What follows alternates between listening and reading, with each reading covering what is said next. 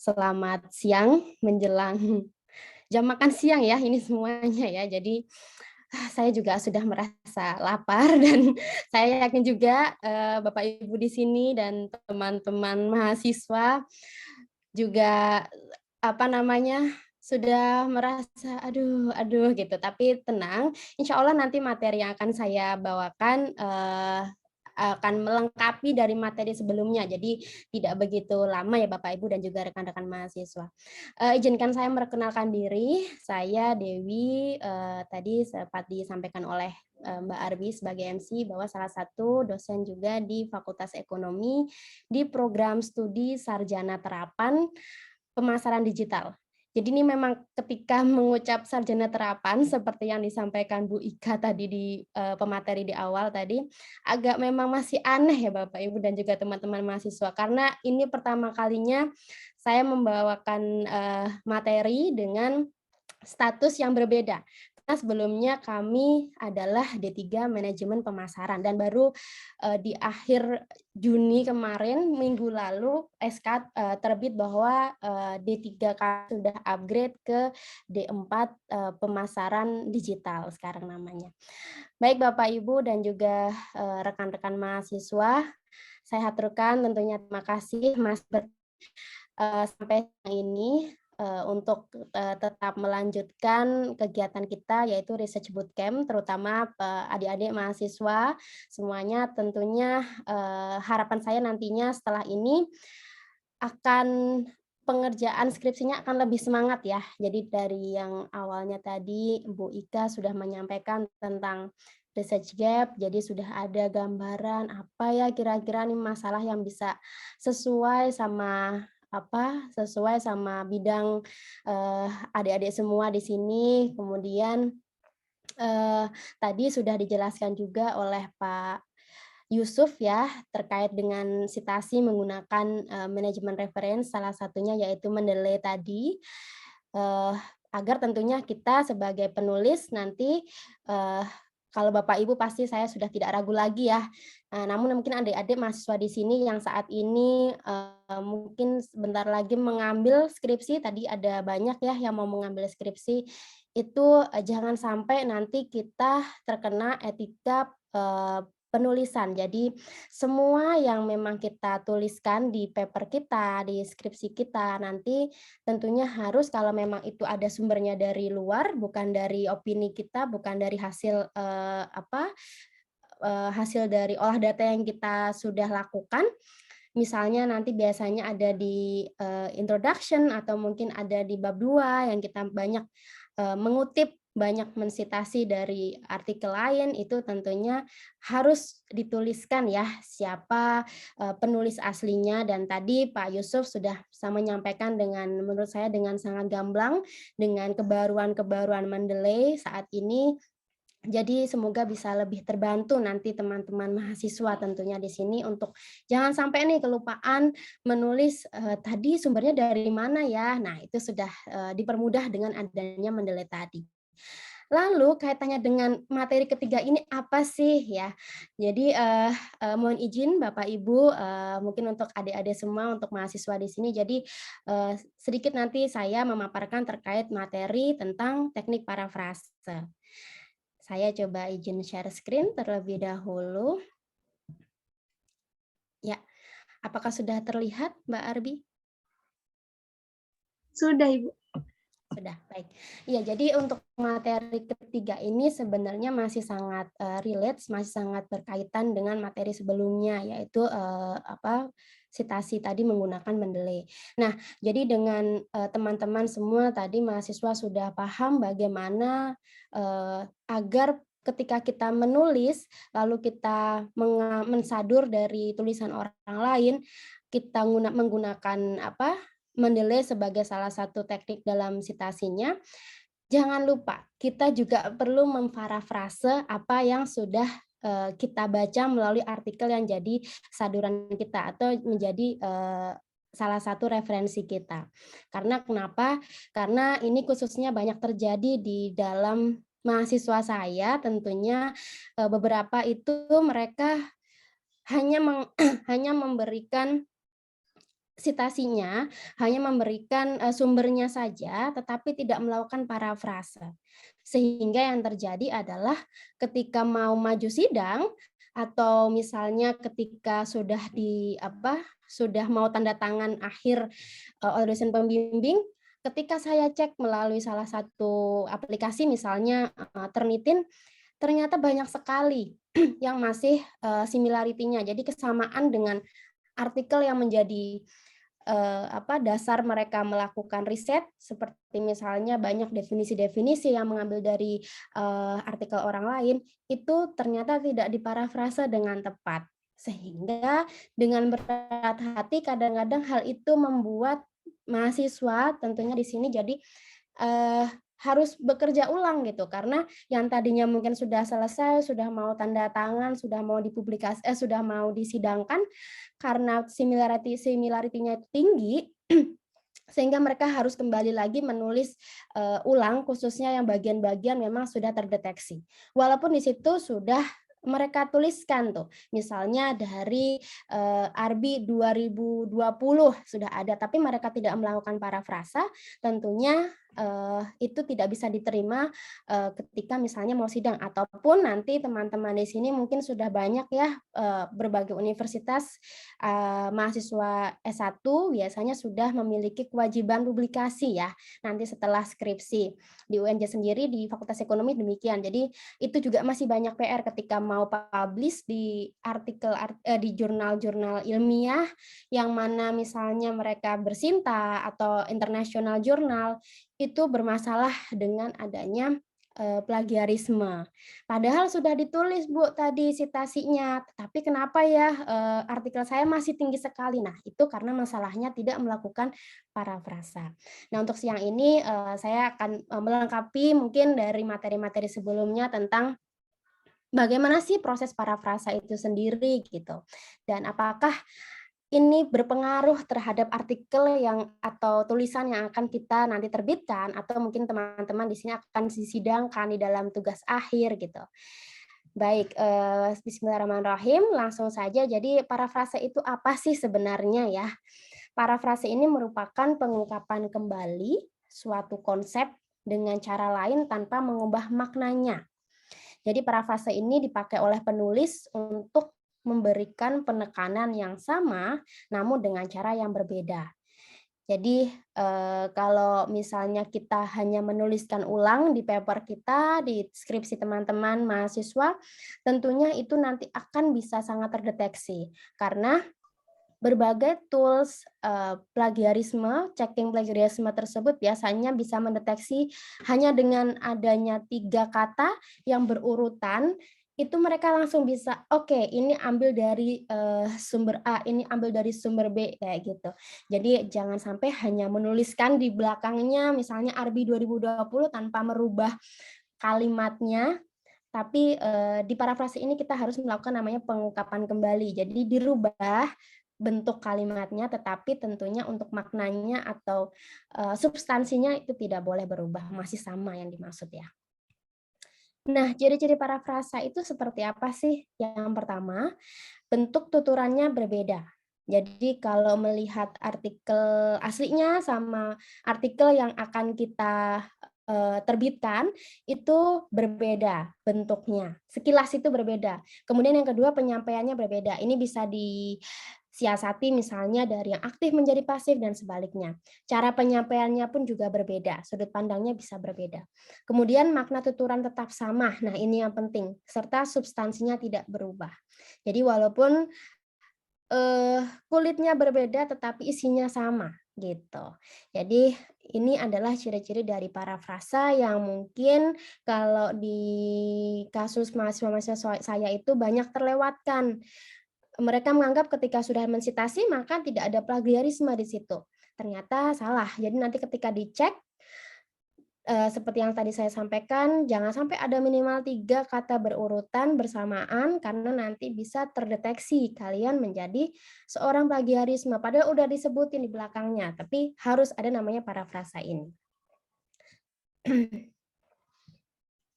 Nah, parafrasa ini bermanfaat, mengungkapkan makna tanpa, harus mengurangi jumlah kata aslinya, itu memang betul. Namun demikian, terkadang juga di sini parafrasa juga bisa jadi tidak sama jumlah katanya. Jadi bisa, bisa berubah jumlah katanya. Kalau misalnya ada salah satu contoh di sini, kalau kita hitung itu, eee, jumlah katanya itu masih sama ya, hanya di sini ada kalimat yang kata yang ditebalin, ini maksudnya adalah sebagai penggantinya, substitusinya. Ini bisa kita menggunakan cara berparafrasa seperti ini. Nah, adapun di sini beberapa teknik, tahapan dalam ketika kita melakukan, parafrasa, yaitu yang pertama, teman-teman semua tentu harus membaca ulang teksnya, yang mana nanti akan kita bawakan di dalam paper kita, atau misalnya di dalam skripsi teman-teman semua. Jangan sampai kalian cuman meng-copy, kemudian mempaste, lalu melihat sinonim beberapa kata. Itu mungkin akan bisa ya, tapi, biasanya kalau dengan cara yang seperti itu, teman-teman tanpa paham betul maksudnya apa, maka similarity-nya tetap biasanya akan tinggi, karena kita akan sulit tuh merubah, kata by katanya gitu. Tapi, coba untuk betul-betul memahami satu kalimat, maksudnya apa sih ini, lalu mencoba untuk, "Oke, maksudnya ini." Tanpa membaca itu kalimat teman-teman sudah paham, coba lalu untuk baru menuliskan apa yang dimaksud dari kalimat yang teman-teman baca sebelumnya tadi. Jadi kesampingkan dulu teks aslinya, lalu teman-teman buat tuh, apa sih tadi yang saya maksud gitu, ditulis di catatan atau di, kertas kerjanya. Kemudian, cermati, mana kata-kata yang mungkin, eee menjadi kunci di situ ya, dan tentunya pastikan bahwa kalimat yang dibuat yang baru itu memang sama maknanya dengan kalimat yang, akan disitasi tersebut.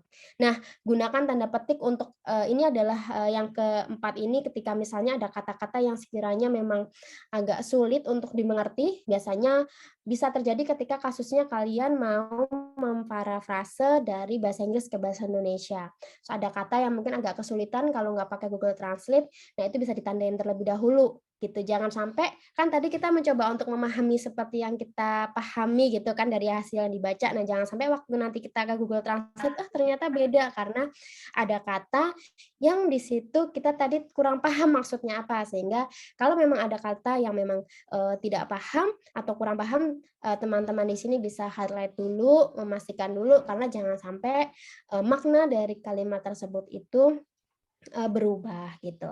Kemudian yang terakhir pastikan bisa dijajarkan kembali, apakah maksud dari yang akan diparafrasa ini sesuai dengan yang di, artikel atau kalimat yang memang mau disadur tadi, gitu. Nah, kemudian, ini beberapa contoh dari adanya, sinonim yang bisa teman-teman, lakukan. Jadi memang, artinya ketika menulis itu ketika kita membuat bab 2 biasanya ya, ketika kita mengambil banyak dari sources, di luar, pemikiran kita, tapi kita pakai dengan pemikiran orang lain, kita harus, punya banyak diksi nih, kita harus punya banyak kosakata yang bisa, akhirnya bisa membuat sinonim-sinonim dari kata-kata yang memang kita mau tulis kembali tadi. Misalnya di sini ada perhatian, bisa diganti dengan, sebagaimana yang dipercayai, disampaikan, diucapkan, gitu. Kemudian di sini juga ada asumsi, contohnya misalnya bisa diganti dengan menanggung, menganggap, mengira, begitu. Ini adalah beberapa contoh dari ketika, adik-adik semua mau melakukan, parafrase. Terlihat sangat sepele, tapi tadi, jangan sampai, kalian membuat satu tulisan yang mana minimalisir itu jangan sampai 3 kata yang sama persis dengan, kalimat yang disadur, kalian sendiri. Jadi karena itu akan terdetek biasanya. Nah, ini juga ada contoh misalnya argumentasi bisa disampaikan dengan jadi menegaskan bahwa, mendesak bahwa, menganjurkan bahwa gitu. Jadi, bisa satu kata jadi 2 kata ya di sini ya, teman-teman semua. Jadi nggak bener-bener hanya mengganti sinonim kata by kata gitu, tapi bisa dibuat memang kalimat yang berbeda atau kata-kata yang berbeda. Makanya tadi untuk setiap parafrasa ini sangat dianjurkan teman-teman semua paham konteksnya. Jadi tidak hanya menempelkan artikel yang menjadi dasar kalian nanti menulis, tetapi juga betul-betul memahami dulu apa sih maksud dari artikel tersebut, sehingga ketika menuliskan kembali itu akan lebih enak gitu. Ini ada beberapa contoh juga, misalnya yang pertama, sebuah kejutan di bidang realita maya terjadi pada tahun 1961 dengan kemunculan sensoramanya Helic.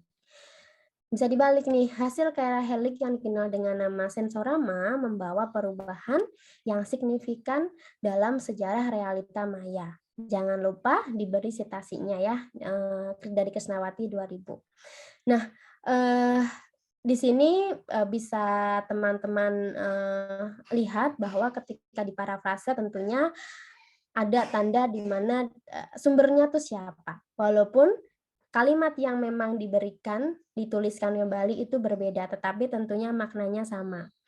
Nah, begitu juga di contoh yang kedua, komputer mampu membawa orang ke tempat-tempat yang belum pernah bisa mereka kunjungi sebelumnya, termasuk ke permukaan planet lain. Nah, mari kita parafrase. Salah satunya bisa seperti ini. Melalui komputer, orang dapat pergi ke tempat yang belum pernah mereka kenal. Jadi bisa bolak-balik ya, aktif pasifnya. Jangan lupa tuliskan citasinya. Salah satunya bisa seperti yang Pak Yusuf tadi sampaikan ya, melalui melalui Mendeley. Nah, ini juga ada naskah yang cukup panjang sebagai contoh. Mahasiswa sering berlebihan dalam menggunakan kutipan langsung saat membuat catatan. Sebagai akibatnya, mereka menggunakan kutipan yang berlebihan dalam tugas karya ilmiah atau paper. Mungkin hanya sekitar 10% dari manuskrip akhir yang diperbolehkan muncul dalam bentuk kutipan langsung. Oleh sebab itu, Anda harus berusaha membatasi jumlah penulisan yang sama persis dengan materi sumber saat kalian menulis buku atau catatan. Nah, di sini ada parafrase yang legal dan parafrase versi plagiat. Nah, maksudnya adalah kalau parafrase yang legal itu biasanya adalah parafrase yang betul-betul kita mengganti kalimatnya. Tapi kalau yang plagiat itu ini masih sangat rawan bisa terdeteksi dari tools plagiarisme checking ya. Karena di sini hanya mengganti kata by kata. Jadi kadang-kadang mungkin ada beberapa kata yang agak jadinya sulit untuk diganti. Jadi bisa sangat mungkin terdeteksi oleh tools-nya gitu. Nah, kalau yang legal sendiri jadi seperti ini. Dalam paper ilmiah, mahasiswa sering mengutip berlebihan dan gagal untuk mengubah materi yang dikutip ke level yang diinginkan. Karena masalahnya bersumber dari penulisan catatan, maka sangatlah penting untuk meminimalkan pencatatan materi atau kata per kata yang sama persis. Jadi bisa dibolak-balik ya struktur kalimatnya, dan setelah dibolak-balik struktur kalimatnya bisa diberikan sinonim-sinonimnya di situ. Tapi kalau yang versi plagiat ini dia hanya menjajarkan ya, sebenarnya menjajarkan lalu mengganti beberapa kata saja, sehingga tadi yang saya sampaikan sangat mungkin bisa terdeteksi oleh tools plagiarisme. Nah, teman-teman semua bisa cek situs plagiarismenya, itu bisa lewat Turnitin, bisa lewat beberapa website seperti plagiarisma.net, plagscan.com, plagiarisme check juga bisa. Gitu. Nah, coba sekarang kita uji coba ya, apakah parafrase ini betul-betul bermanfaat untuk penulisan artikel kita gitu. Atau misalnya kalau teman-teman di sini mau skripsi, jangan sampai nanti kalau pas sudah mau sidang tadi seperti yang mungkin terjadi di beberapa mahasiswa saya itu terdeteksi Turnitinnya cukup tinggi. Nah, coba kita ke Google Scholar dulu. Nah, mungkin ini pengaruh bangunan pemasaran. Coba kita cari artikel ya.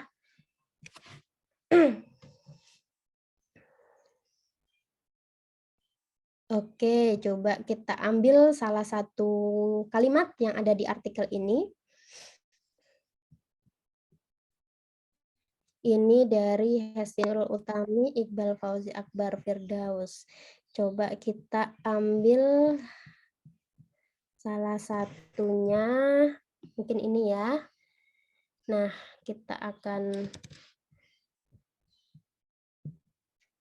nah ini sudah coba saya copy paste di sini. Dan mari kita cek dengan akun Turnitin.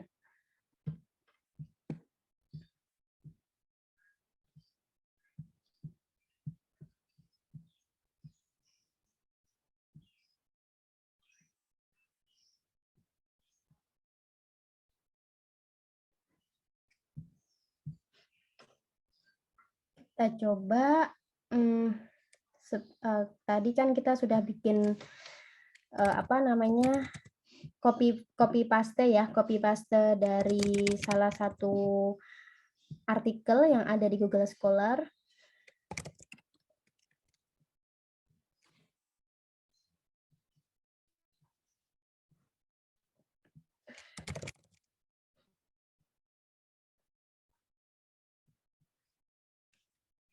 Mana tadi?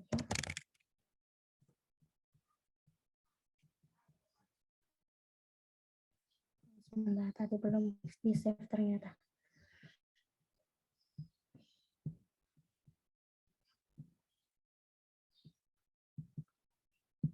Oke, saya save dulu.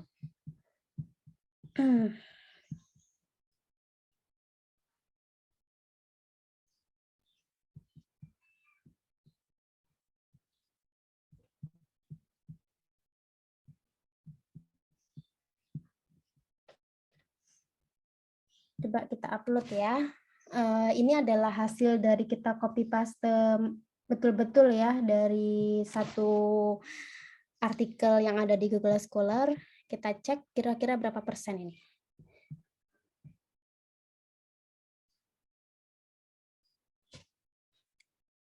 Oke, masih menunggu similarity-nya. Sambil menunggu, kita coba parafrase ya. Coba data parafrase. Saya coba jajarin dari yang parafrase dan sudah, yang belum dan yang sudah diparafrase.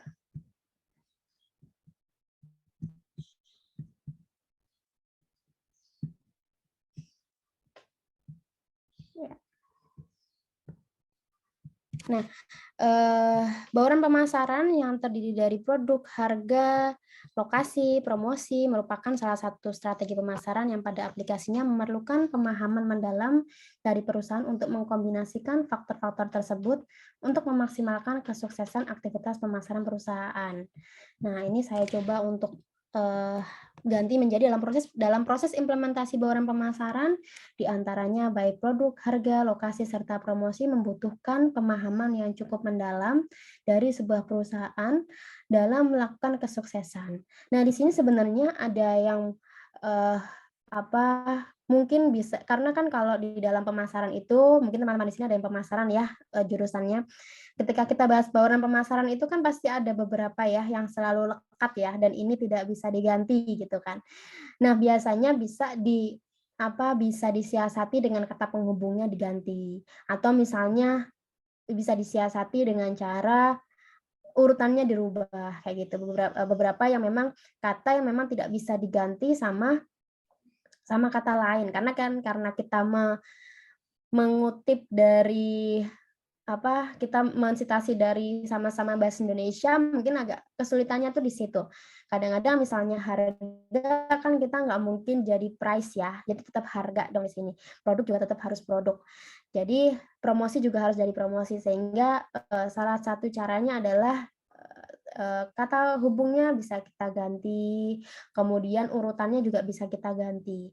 Nah, sekarang sambil tadi kita menunggu yang hasil Turnitin yang bauran pemasaran ini, kita coba cek lagi apakah sudah keluar. Wah, sudah keluar nih teman-teman. Jadi di sini kita bisa lihat bahwa ketika kita hanya betul-betul copy paste dari artikel yang kita baca, tentunya tools plagiarisme itu sangat bisa untuk mendeteksi bahwa kita sebagai plagiarisme, walaupun kita sudah tuliskan dari mana mana asal artikel tersebut, ya, gitu. Nah, lalu coba kita upload kembali, kita coba submit kembali ya, yang sudah kita rubah tadi. Apakah akan bekerja dengan baik hasil dari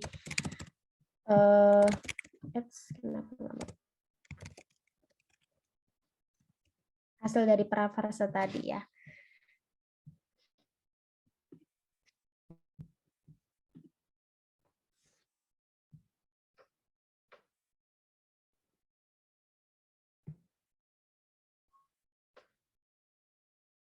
Terlihat kan ya Abi ya, screen share saya? Iya, Ibu, terlihat. Ya. Masih menunggu ya di sini. Jadi memang di Turnitin akan butuh waktu beberapa menit sih untuk dia keluar hasilnya. Tapi tadi di sini saya cuma mau memberikan informasi ke teman-teman bahwa mungkin terlihat sangat sepele kita mengganti kata-kata, tetapi terkadang kalau kita lupa sama hal tersebut, apalagi nanti yang memang sudah dituntut untuk publikasi, itu sangat mungkin jadinya ditolak sebelum direview sama para reviewernya, karena biasanya di desk review kita akan dicek artikelnya. Nah, ini sudah keluar dan warnanya biru. Biasanya kalau di Turnitin warna biru itu sudah kategori similarity-nya sudah oke gitu ya, kesamaannya. Kadang ada warna kuning, ada warna oranye, ada warna merah. Ini yang sangat bahaya sih, dan beberapa paper itu seperti itu ya, yang kadang-kadang mahasiswa itu suka kelupaan gitu. Hanya menuliskan sumbernya, tapi lupa memparafrase, sehingga di sini 0 ya, karena tadi kita membuat kata-kata kita sendiri, begitu. Itu saja sebenarnya teman-teman terkait dengan parafrasa, karena parafrasa ini memang hal yang cukup, apa ya kadang-kadang kalau kita harus membuat parafrase itu harus fresh ya, karena kita harus paham satu kalimat orang lain, tapi kita juga harus menuliskan, nggak boleh sama persis gitu kan. Tapi ini ternyata sangat berarti ketika teman-teman semua nanti bisa submit ke publikasi, terutama ya ke jurnal-jurnal yang baik, biasanya jurnal-jurnal yang memiliki rate kesamaan atau similarity ini yang cukup rendah gitu. Jadi ini semoga bisa membantu teman-teman semua, baik nanti melakukan skripsi maupun ketika mau publikasi, begitu. Demikian dari saya Arbi, untuk sesi teknik parafrasa, semoga bisa teman-teman terima dan bisa bermanfaat untuk nantinya ketika menuliskan artikel ilmiah maupun publikasi, ataupun skripsi ya. Terima kasih. Wassalamualaikum warahmatullahi wabarakatuh.